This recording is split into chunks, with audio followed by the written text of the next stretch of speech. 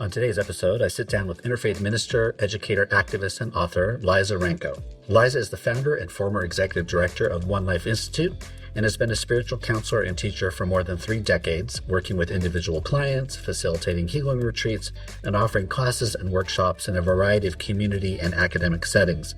Liza is the producer and co-editor of the Living Wisdom of Howard Thurman audio collection. I really enjoyed this episode as we talked about her new book, Soul Medicine for a Fractured World, Healing, Justice, and the Path of Wholeness, and discussed tending to our souls as humans and activists, what it means to be a good ancestor, the death of empire, and our common love of a good old-fashioned rom-com. Thanks for spending time with the Amalgamation, and I hope you enjoy my conversation with Liza Rankow. My name is Bruce Reyes-Chow, and you found the Amalgamation podcast.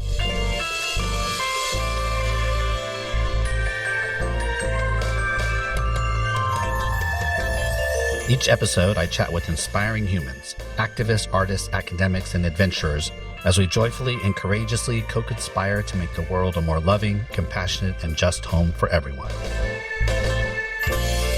Welcome to the Amalgamation.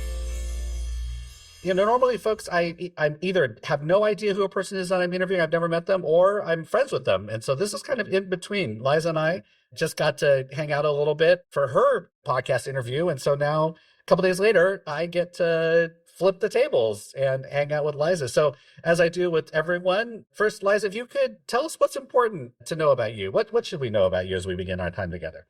I'm a longtime social justice activist, a spiritual teacher and counselor, a writer, educator, and a gardener. Yeah, that comes under the what people may not know about me, section 2. And I would say that throughout most of my life, both personally and professionally, I've inhabited this intersection, right, of healing, spirituality, and social justice. One of the shapes that this has taken over the years is a nonprofit that I founded in 2004 called One Life Institute.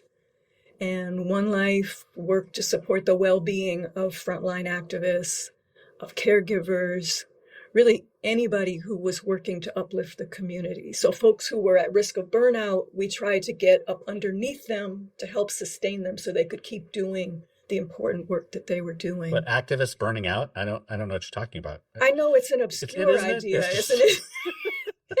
And you're speaking as a seasoned activist. What? Burnout? Burnout? Yeah. Yeah. I know.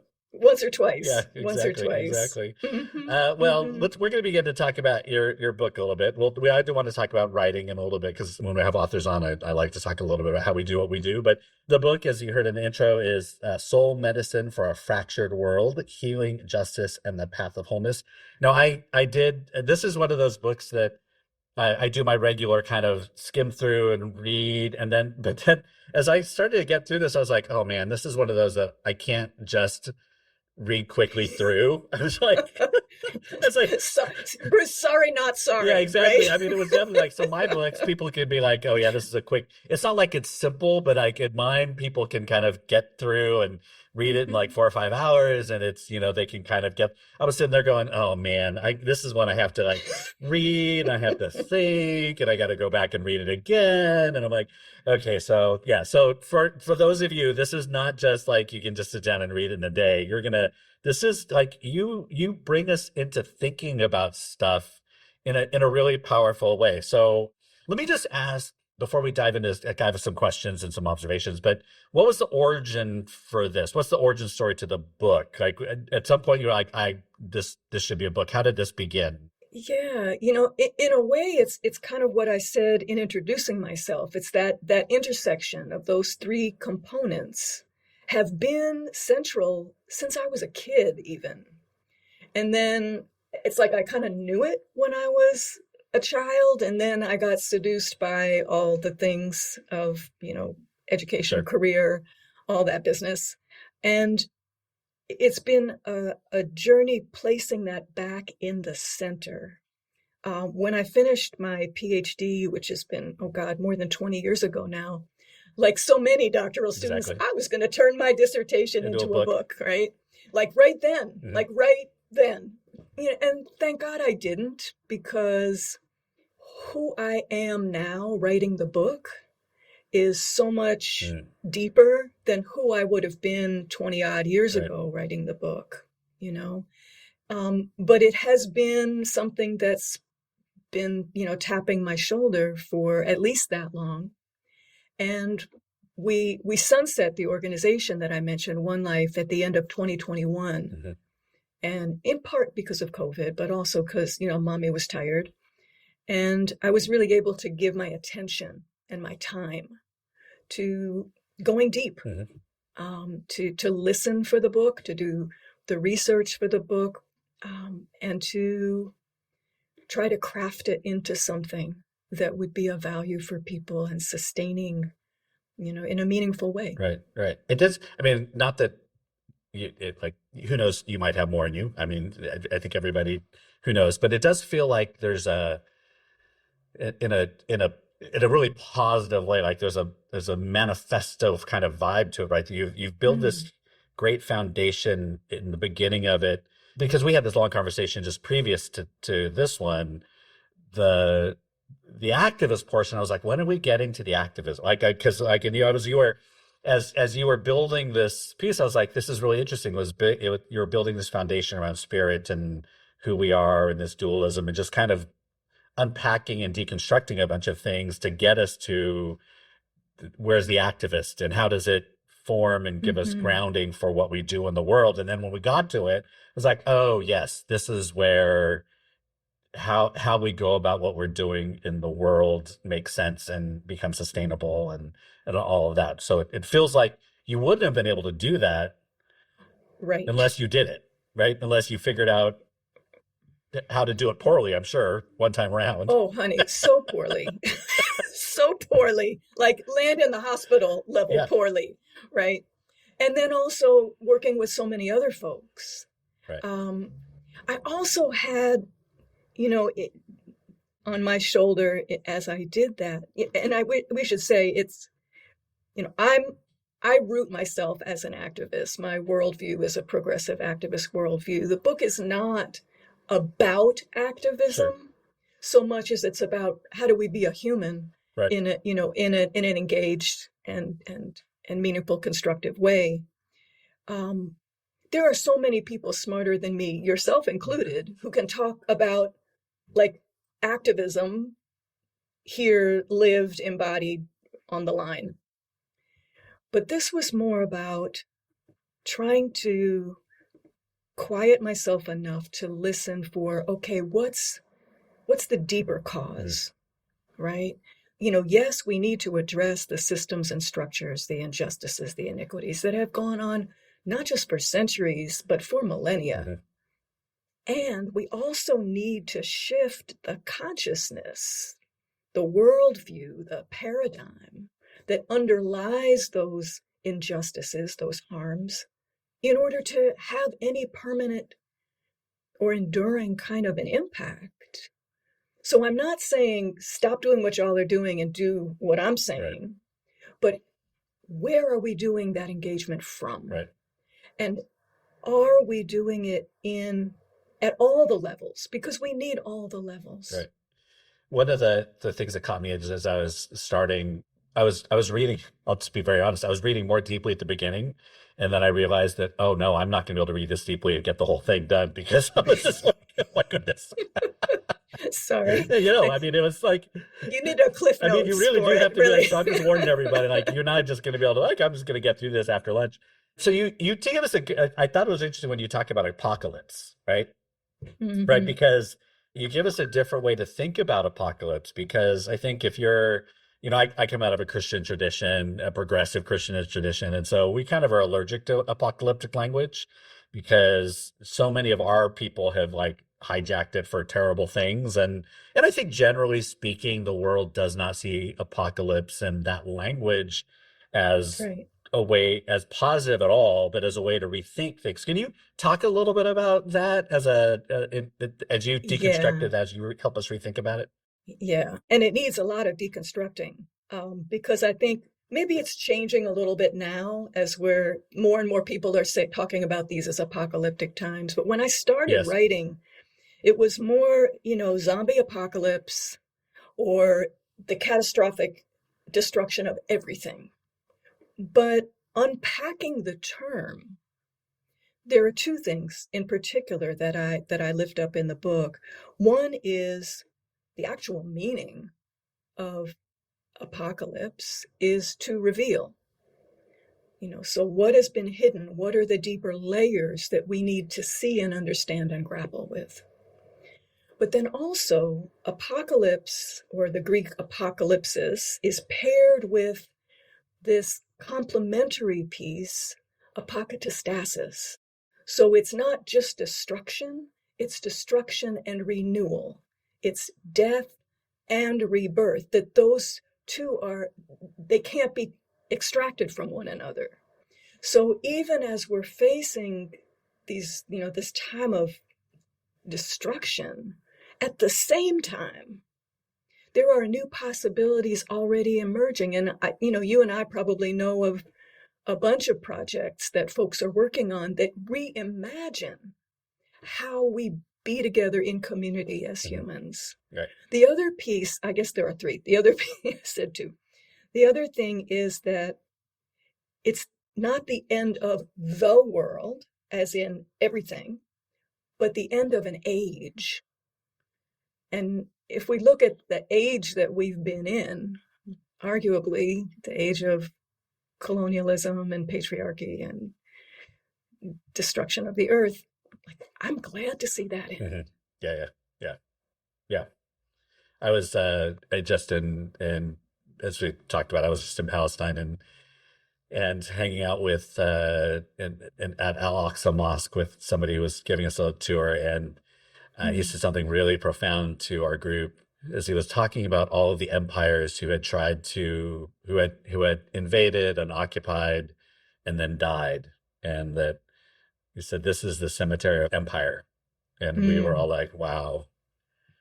And, and you think about it. I mean, when you're in the midst of it, yes, we're fighting for life and compassion and all the things. And then you look and you're like, empires die.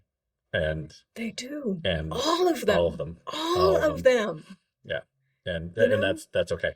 And some of them need to. And so what do we do in the midst of that, I guess is always the question. But right. Yeah. So how do we live? Yeah. Right. How do we, because part of what I'm pointing at in the book, really, I wrote the book first as medicine for myself. Sure. As most of us do.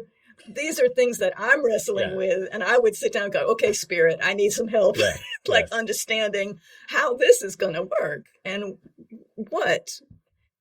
that we were not helpless bystanders, right, in the midst of apocalypse. Each of us can contribute to the transformation.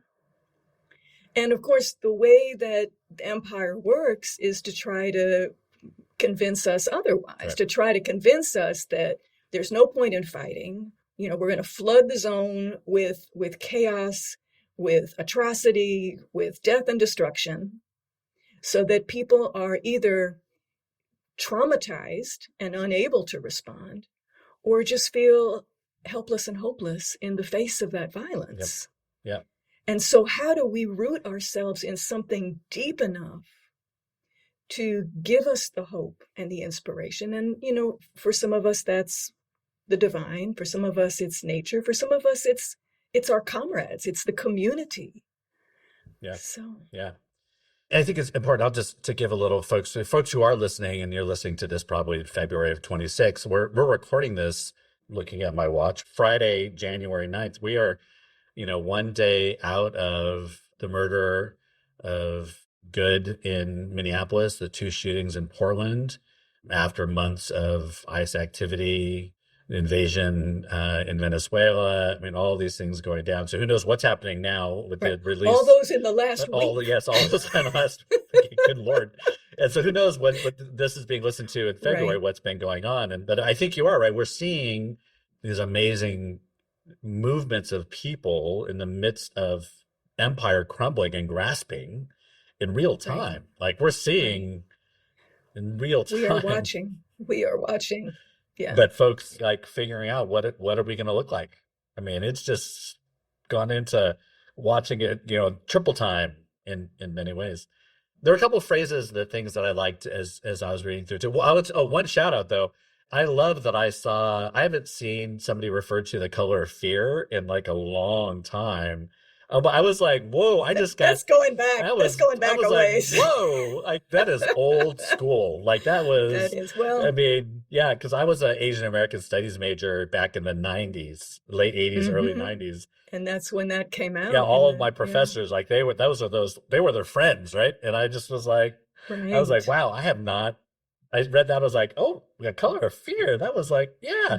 Anyway, there was one of the sections was something like how to be a good ancestor. I love just that idea. And that is one of those things that motivates me when my descendants look back, as I do with my grandparents and things. And I look back, and I don't romanticize their world or their life and, humans, Right. but I want to look back, and I just appreciate what they did and things that they strove to do and all that. And I want to be that for my descendants. Can you talk a little bit about that part of the book? Just what does it mean for us to be good ancestors? Yeah. And it also harks back to the idea of finding that felt sense of our connection to something larger than we are. That if the dominant culture tries to convince us that we are these atomized, isolated individuals, me against the world, and that we are the tiny little piece of a thing, and so we have to do for self and look out for number one, and it's all of this individualism that is part of the pathology of what we're living in. But really, the truth is that we are part of this amazing infinite wholeness that extends, from eternity to eternity. That includes our ancestors and those yet to be born generations. And so the more that we can foster those relationships and have them be an active presence in our lives, as well as feeling our connection with nature, with the elements, with the divine, with all of life. And then we also, because we're in this relationship of belonging, what is my responsibility in my contribution to that web, to that lineage, to that belongingness? Because it's yes, our bloodline ancestors, but it's also, our spiritual ancestors, our ancestors in the rocks and the trees and the sun and the water. Years ago, when I was just feeling so overwhelmed about how can I even begin to respond to all that's going on in the world, Spirit said to me, just be shoulders. Yeah. Because I am so incredibly aware and grateful for the shoulders that I stand on, for the people that have mentored me, both those that I've known in my life, but also those who I know through their writing or through their works. And I thought, okay, cool. I don't know how to fix it, but I do know how to be shoulders. And that to me is part of what being a good ancestor is. How do I live in a way, one, to further this transgenerational project of liberation, but how do I live in a way, like you were saying, so that your descendants will look back at you and say, thanks, Pops, Yep. You did appreciate what you did. Right. We can build on that. Right. Yeah. Yeah, I mean, so folks, there is so much in this book. I mean, again, starts with foundation, unpacks and deconstructs a bunch of stuff for us, helps us to open up, does look at activism and takes on a lot of things. I think I really love your directness. You're also really vulnerable about your own journey and struggles and health and those kind of things, which I really appreciate. So there's a lot of sharing that goes on. That's just amazing. So you all, folks, you need to pick this up. Is there an audio book of this as well? Do you know if? Listen, I wish there was an audio book. And I just spoke with the publisher again yesterday. My publisher doesn't do audiobooks, but they're supposed to be trying to sell the rights. And we talked about it yesterday, and it's been arguably a very busy time for everybody, and then the holidays. And so we agreed to pursue that. Yeah, I will tell you, I've told the story on this podcast before, but it's funny because it's embarrassing. But I have two books that are audiobooks, and the first one I recorded, and then the people who had the rights to it, they decided that I wasn't good enough, so they used a professional. I think you've got a great I broadcast think voice. so too. This is why it was so humbling. I had been told for years that I should do voiceovers and I could. So I actually thought, oh, this could be another stream of something. And so when they said we're going to use somebody else, I was like, oh. And so my next book, the publishers are very honest with me. They said, well, we allow our authors to audition. So just do 10 minutes. So I did 10 minutes and I didn't get chosen again. Oh, Bruce. Well, they were wrong. So Well, I you will know just what? say for the record. The way I look at it is they don't care about my feelings. They just want to sell things. So, Of right. So course. I'm like, Of okay, I course. don't, it's, you know what? I also want them to sell things. So it's fine. Someday somebody will Yeah, choose me and that's fine. I But hope so it, because it's a relationship, well, with your so they readers. picked the same reader for both books. Hmm. And so I'm fascinated because I'm going to interview him to see like, well, now you've read all my stories. And Mm. I am dying to know what he thinks about, like he knows all he's told all of my stories now. That, But so let me talk a little bit about the writing itself. What do you have a discipline yeah. about writing? Like when you sat down to write this, do you have one? There was a whole learning curve for me to find my writer's voice that is for like regular Yeah. people. You've made a lot of issue about it's a deep book, it's not a quick read. Don't be scared, No, no, people. no, no, no. It's not like It's not no, it's not an because when I academic book. It's not like a right, yeah, yeah. and when I started, I still had the academy Oh, yeah, yeah, in yeah. my Yeah, voice. yeah, yeah. And it took a while. Yeah. Let's just put it that way. It took a while to rewrite enough to get the academy Yeah. out of my voice so that it's for actual human Yes, yes, beings, yes, yes. you know? And so that was a process. And then also, yeah, finding the pocket. So when I first started, I needed big chunks of time to really go Yeah. in and kind of tarry with it. But once it was a relationship. It was a relationship with this creative essence called the book that was, trying to present itself to me. I just had to develop the facility to partner with it. And once I did, then I could drop in, if I had 20 minutes, I could drop in and do Mm, something on it, which was not the case in the mm. beginning. Yeah. So you weren't one that got up at 5 a.m. and wrote for 2 hours every day and that kind of thing. Not like that, but I found that I could do different quality of things at different times of day. Yeah. So if I was really listening for the voice of whoever, I call it spirit, but whatever larger Right. than me thing was trying to get a message through, doing that early in the morning, even before I got out of bed, before the world got going, it's quieter. Yeah. The energy is more still. Right. And I hadn't, before I listened to Democracy Now and get all Yeah. involved in the world. And so that was often a time that I could do some good writing, some good listening. Yeah. Yeah. And then, later you can go back and you work with that. But I was not, who knows what I would do on a new project, but for this one, because I was learning how to even be a Hmm. writer, to be an author, Yeah. Yeah. It's which is different It than is being a different. writer. Yeah. Yeah. And so, I didn't like have an outline and write into the outline. I had no idea where we were Hmm. going. I knew the territory because I had lived the territory. But I ended up doing research on things I never would have expected. The book rearranged completely I didn't really write things in any kind of order. I just put it all in Scrivener and then figured out where it went and then moved it later. Uh-huh. So yeah, it was kind of like solving a puzzle almost in some ways. That's great. That's awesome. I mean, this is one of my favorite parts about getting to talk. I did this podcast really because I like talking with people, interesting people. I think most people do Hmm. that.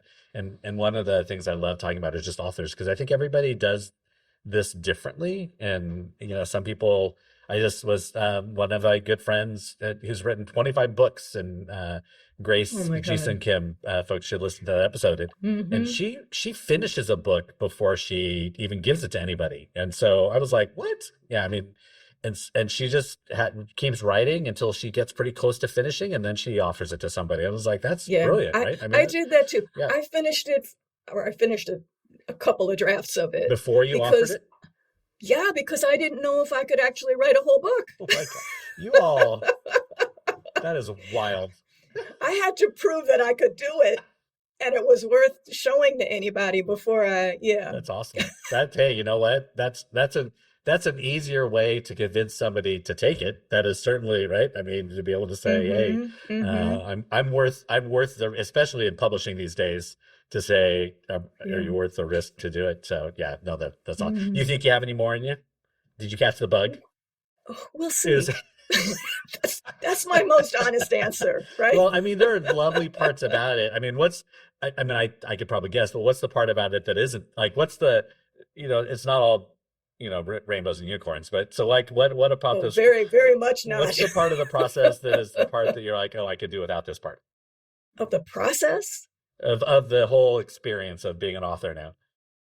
Oh, trying to sell yourself. Yeah. Yeah. I hate that. Yeah. I really hate that. Yeah. That's when I talk with friends who are doing this, or in that's always the part. It's like, I'm like, well, but you kind of have to. I mean, if you want people to read your stuff, you have to figure out a way Well, to. and even if you want to get it picked up by a Yeah, publisher. yeah, you have to tell them how many, how are they? Yeah, you have to prove that Yeah. people are gonna. Yeah. Right. I did. This is a couple of books ago. I desperately want to get off of Facebook. Desperately want to get. I mean, and the only reason I'm on is because if I go off, people. I mean, it's. Mm-hmm. And I remember putting a thing on like, I'm gonna do so. I was like, basically, I'm gonna go off, and within like 10 minutes, my publisher sent me an email. At least you know they're reading your Oh Facebook. yeah, no, it was like, so Bruce, do you think you could wait until? Yeah. I mean, and I get it. I would if I were out of the public kind of thing, I would be off of everything except for maybe Blue Sky. I'd be like, I'd just be on one thing, and that would be it, and I'd be done. Yeah, that is I think for most people, that's the worst, the part that's the least fun. But I think that's the best feeling. I think that's the natural best feeling to have, is not want to do that. But yeah. Right. Yeah. It's better than the alternative. Like, I love selling myself. Yes, me. All right, so let's move on to a couple of things. The nerdy and the niche, the part that I'm sure you're loving to get to. So yes. This is the part. I love this part. I haven't told this story in a long time, but way back, I think it was a couple of seasons ago, well, I asked one person this question and they answered me in Klingon. So wow. Yeah, I haven't laughed so hard in my entire life. I can't top that. So I tell people no one's ever going to top that. So, you can just, Colin Mendoza, if anybody wants to look at this episode, answered me. Spoiler alert, but it was the best. Wow. So you're nerdy in the niche. What's the thing that people would not guess about you? Or, what's the thing? Well, I don't know if it's like they would not guess, but I mentioned before I'm a gardener. And it actually goes along with the whole introvert situation. Sure. And I'm like hardcore introvert, like hermit, I was happy with the shelter in place thing. That really worked for me. I know it wasn't a good thing for most people, but yeah. And so during that time, I, like many people, tried to really develop my garden. Mm-hmm. Thinking that was going to be my food security in the face of, apocalyptic everything. Turned out it was food security for the rats and the raccoons. They were happy. It was like buffet is open. Thank you, Liza. So I ended up, gradually letting go of that dream and do herbs and flowers. And it's really become my sanctuary. So yes, the therapy, and you and I talked about this the other day, for you it's potted plants, for it's getting my hands in the dirt is deeply healing. And it's also, it's my office. I do phone client sessions from the garden. I wrote a lot of the book in the garden. I meet with mentees in the garden, tea with Liza in the garden. That's a whole thing. That's great. Yeah, that's really central. That's awesome. To But you're not feeding the rats and the raccoons anymore? Not if I can help it. I do keep one tomato plant every year. Because those Bay Area raccoons they're not playing. Those things are badass. Bold. They are bold AF. Yes.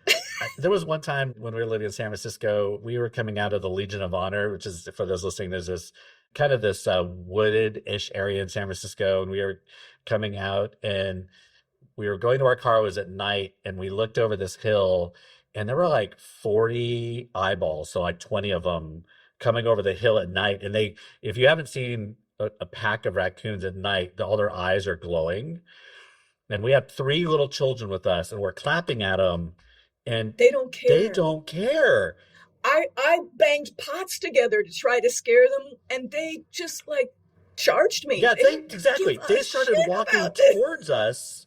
I ran. And we're like, get in the car, get in the car. Like what are you doing? We have an agreement that you're afraid of humans, and they are not. No, they did not. They didn't see that agreement. And they were here first. This was their house before it was ours. And now they're big and there fat is that. and can, raccoons. Yeah. Anyway, those of you who have not visited Bay Area, raccoons are for real here.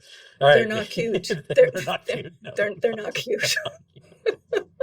I love when you see one waddling down the city neighborhood. It's like, what is that? Like, that's a raccoon. That is like a big ass raccoon.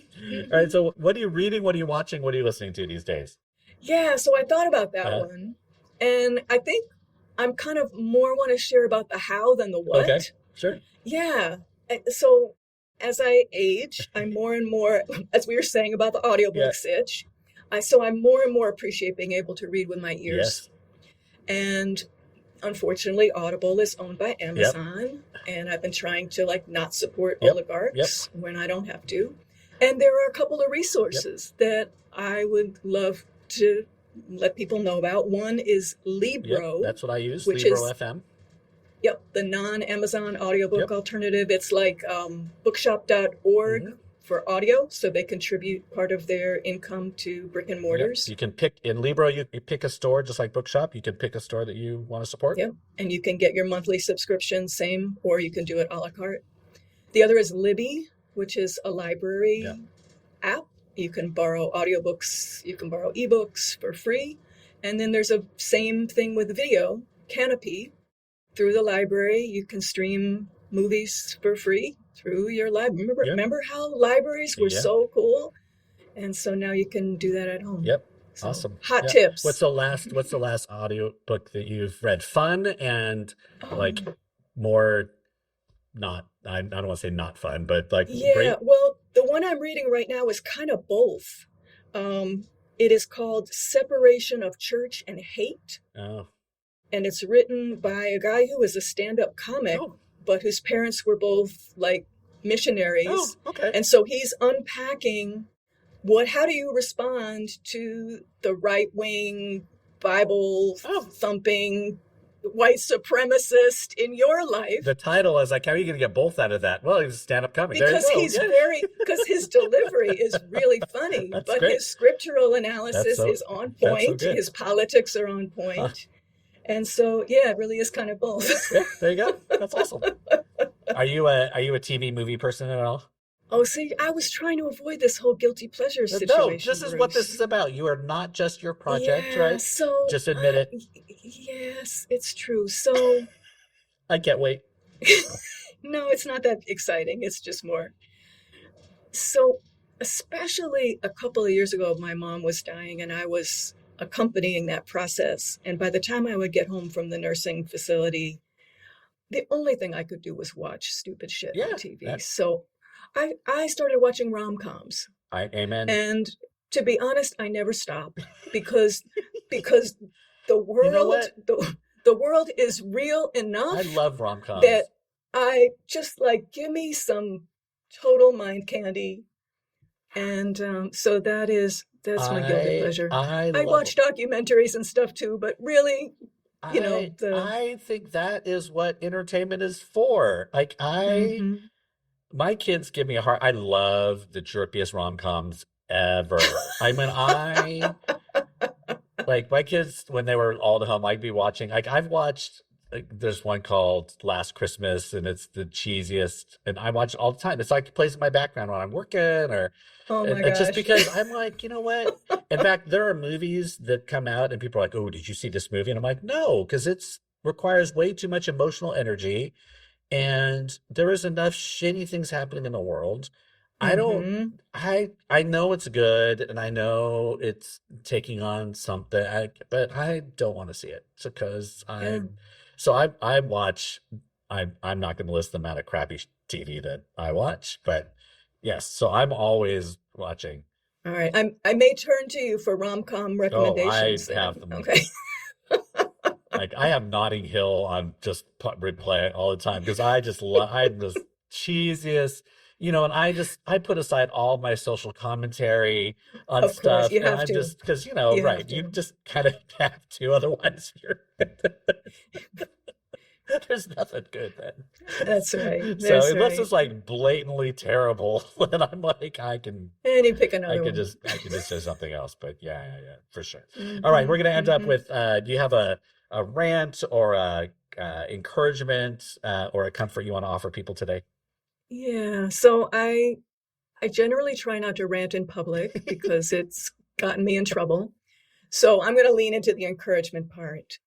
Um, and I do talk about this in the book, but I really believe that each of us is here with purpose.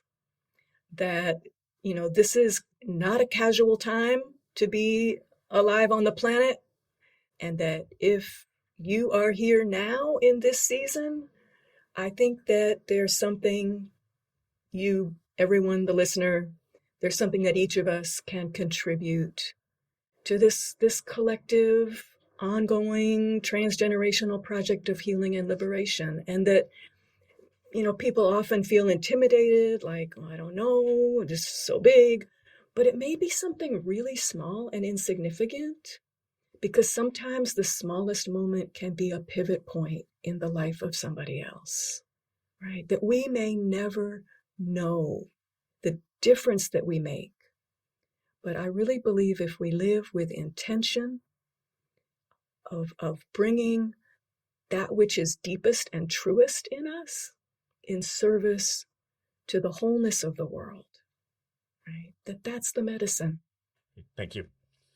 All right, all. I hope you've enjoyed this, and make sure you look in the show notes for links and all that. Go ahead. You can make sure you pick up the book. Again, it is a good book. It's not an academically rigorous book in that regard. It is just you're going to have to take some time because Liza. You are not selling people on No, this I'm just book, saying Bruce. you're going to have to reach into your soul. Like it's a deeply moving book. It's Oh, the other thing is you give questions at the end of each section too, right? right. For you There's to reflection reflection practices. There's and all that. practices at the end of Yeah, the book. So it's about how do we yeah. embody this? How do we engage these times? What do we need to sustain us as we meet these times? And how can we look at them in a way that's transformative rather than devastating? Right. I mean, yes, it's devastating Yeah. right? So how do we walk into the Because and? people, Liza, people talk about books and they're like, oh, you could read Bruce's book in the bathroom. So, that's what those are the ones you take on, read them on the beach. Anyway, Soul Medicine for a Fractured World, Healing Justice, and the Path of Wholeness. Make sure you pick it up. So you listen to this and then make sure I will also give links to Liza's blog. And so you can read about all the folks that she's interviewing. And at some point, my interview with her will be over there. Make sure that you, again, subscribe, rate, all that kind of stuff. Before we leave, what's the best way for people to get in touch with you, Liza, to connect with you? Yeah, my website is kind of mission control, lizarankow.org. So LizaRankow.org. Great. All right, all. Thanks for listening to the Amalgamation Podcast, and we will see you next week. This podcast was hosted by Bruce Reyes-Chow, produced by Emmy Hicks, edited by Desiree McFarland, with music by Marissa Magdal-Laron, and inspired by ancestors past and generations to come. Please rate, review, and subscribe wherever you listen to podcasts. And be sure to subscribe to the Amalgamation newsletter at reyes-chow.com. Until next time, thanks for listening.